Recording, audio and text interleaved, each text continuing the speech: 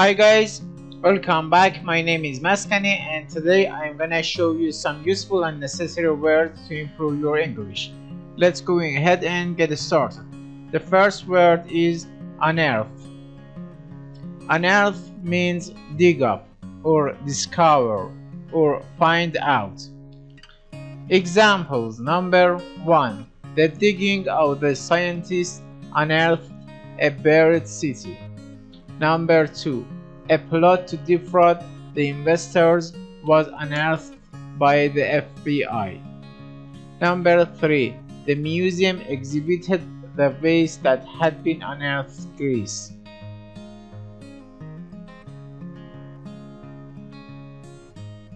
Depart.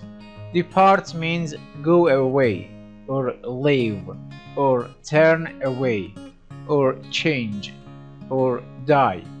Examples: number 1. We arrived in the village in the morning and departed that night. Number 2. Stan was vague about departing from his usual manner of choosing a partner. Number 3. Vera was reluctant to mention that her uncle had long since departed. Coincide.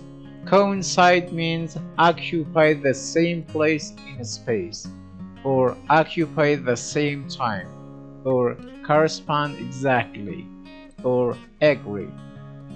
Examples: number 1. If these triangles were placed one on top of the other, they would coincide. Number 2. Because Pete's and Jim's working hour coincide and they live in the same vicinity, they depart from their homes at the same time. Number 3. My verdict on the film coincides with Adam's.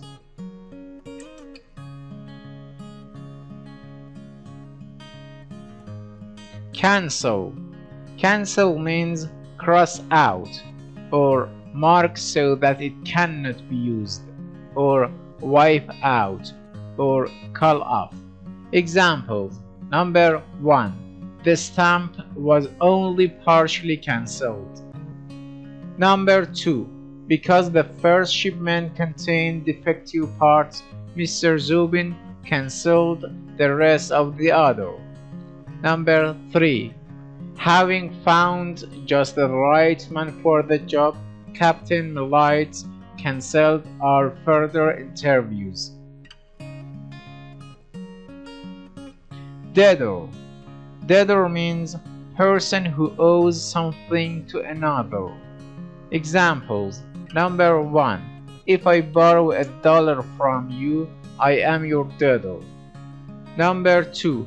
As a debtor who had received many favors from the banker, Mr. Mertz was reluctant to testify against him. Number 3. A gloomy debtor's prison was once the fate of those who could not repay their loans.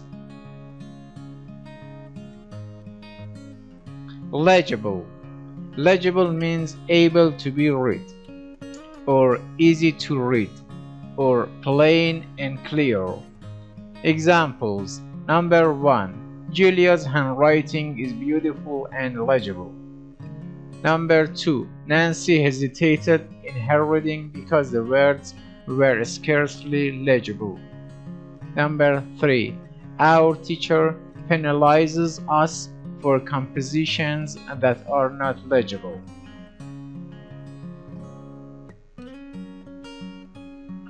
Placard. Placard means a notice to be posted in a public place, or poster. Examples: number 1. Colorful placards announce an urgent meeting. Number 2. Placards were placed throughout the neighborhood by rival groups. Number 3. Numerous placards appeared around the city calling for volunteers. Contagious. Contagious means spreading by contact, easily spreading from one to another. Examples. Number 1. Scarlet fever is contagious. Number 2. I find that yawning is often contagious. Number 3. Interest in the project was contagious, and soon all opposition to it collapsed. Clergy means persons prepared for religious work, or clergymen as a group. Examples. Number 1. We try never to hinder the clergy as they perform their sacred tasks. Number 2. Friar Tuck was a member of the clergy who loved a jolly jest. Number 3. The majority of the clergy felt the new morality was a menace to society.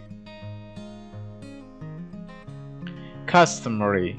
Customary means usual. Examples. Number 1. It was customary for wealthy Romans to recline while they were dining. Number 2. The Robin Williams movie received the customary rave reviews from the critics. Number 3. The traitor rejected the customary blindfold for the execution. Transparent. Transparent means easily seen through or clear. Examples. Number 1. Window glass is transparent. Number 2. Colonel Thomas is a man of transparent honesty and loyalty. Number 3. The homicide was a transparent case of jealousy that got out of hand. Scald. Scald means pour boiling liquid over, or burn with hot liquid or steam, or heat almost to the boiling point. Examples. Number 1. Do not neglect to scald the dishes before drying them. Number 2. The scalding lava pouring from the mountain placed everyone in peril. Number 3. By being hasty, Stella scalded her hand. Words in use. Roast beef and rye. A little digging will unearth the roots of our language and habits. For instance, our word sandwich is derived from the Earl of Sandwich, who lived in the time of George. This gentleman would not depart from the gambling table for hours on end. If his play happened to coincide with dinner, he would cancel his regular meal, order a slice of meat to be served to him between 2 pieces of bread. The biography of the Earl claims that we are his debtor for his discovery of the sandwich. Charles Dickens later used the phrase sandwichman to describe someone who walks about with a clearly legible message on placards hung on his chest and back. An example of a superstition is the fear of walking under a ladder. This must have been a contagious fear, for it seems to have started with the ancient belief that spirits lived in trees or wood. Knocking on wood was a way of calling up the friendly spirit to protect one from harm. Today, a member of the clergy might sneer at this custom, expecting that by this time such superstitions would have receded into the past with witches and ghosts.